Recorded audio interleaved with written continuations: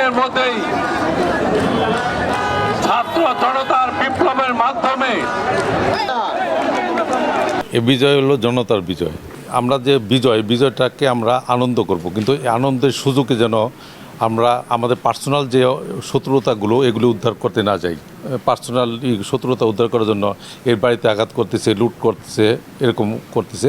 আমাদের উপর কড়া নির্দেশনা যে এই ধরনের করবে তার প্রতি কঠোর ব্যবস্থা নেওয়া হবে। যে হিন্দু সম্প্রদায় এবং খ্রিস্টান সম্প্রদায়ের উপর যেন কোনো বাঁকা চোখে তাকানো না হয়। যদি তা করা হয় সেটা আমরা কঠিন হস্তে দমন করব, এবং যদি কেউ নিরাপত্তাহীনতা বোধ করে তাহলে আমাদেরকে জানাইলে আমরা সেখানে পাহারা বসায় দিব। মামলা করা হয়েছে, সাজা দেওয়া হয়েছে, সবগুলি তো অবৈধভাবে। এখন যেহেতু ওই সরকার নাই, একটা বৈধ সরকার আসতেছে, সুতরাং উনি এখন তো ওনার আর কোনো বাধা নেই, উনি যে কোনো সময় চলে আসবেন।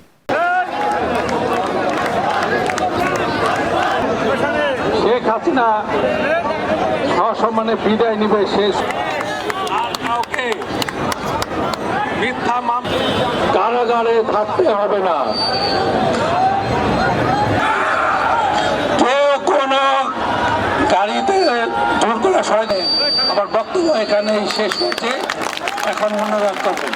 ইন্নাকা আনতাস সামিউল আলিম ওয়া তুব আলাইনা ইন্নাকা আনতাত তাওয়াব। আল্লাহ সকল ছাত্রদেরকে আপনি কবুল করে নেন, সকল শহীদদেরকে আল্লাহ ইয়াম্মা ইয়াসফুন ওয়া সালামুন আলাল মুরসালিন আলহামদুলিল্লাহি রাব্বিল আলামিন।